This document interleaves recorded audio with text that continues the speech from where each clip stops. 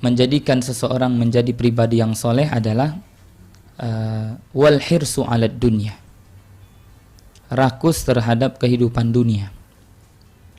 Orang soleh tidak rakus.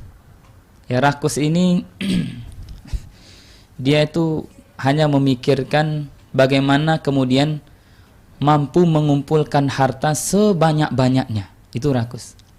Mau dari jalan yang halal atau jalan yang haram, dia tidak peduli. Itu rakus.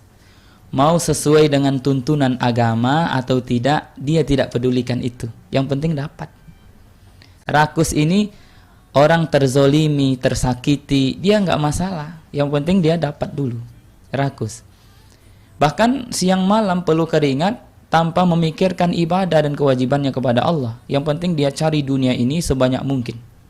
Dia kumpulkan sebanyak mungkin. Kapan perlu orang lain nggak dapat, yang penting dia dapat itu. Itu orang rakus. Sehingga rakus ini komplit sepaket nanti dengan penghambat yang ketiga, yaitu wal suhubil fadl.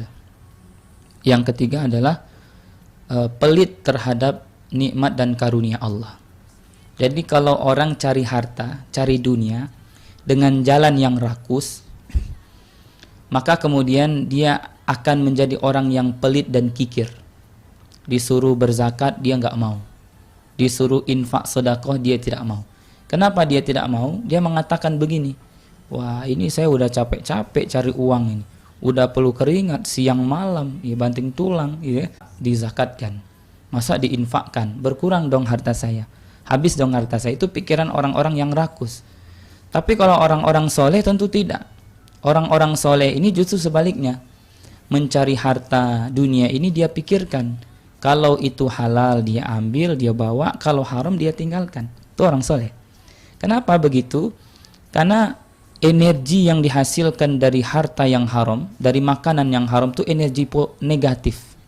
Bawaannya maksiat, bawaannya mau melakukan dosa, dan berat melakukan ibadah. Itu kalau sumber makanan minuman kita dari yang haram.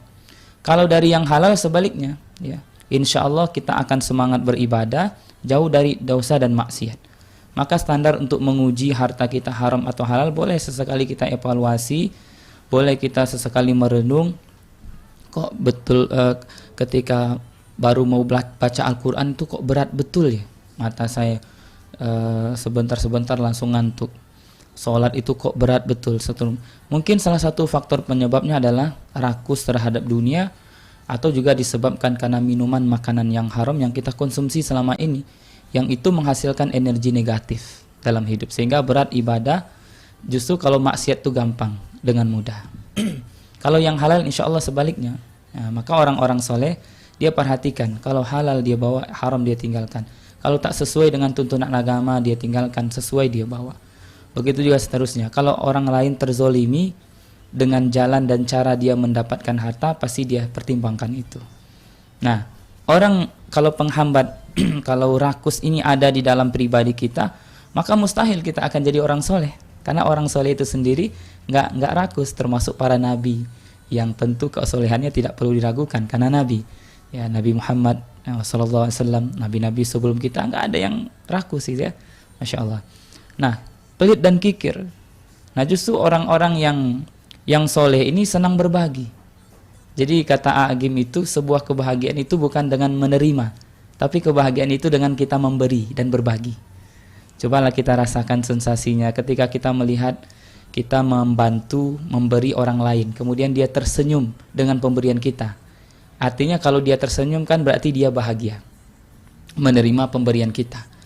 Tetapi justru pada saat kita melihat orang lain tersenyum dengan pemberian kita, pada saat itu sebenarnya kita yang memberi jauh lebih bahagia dari yang menerima itu. Kebahagiaan hati kita menjadi plong gitu ya, karena kita sudah bisa membantu membuat orang lain tersenyum.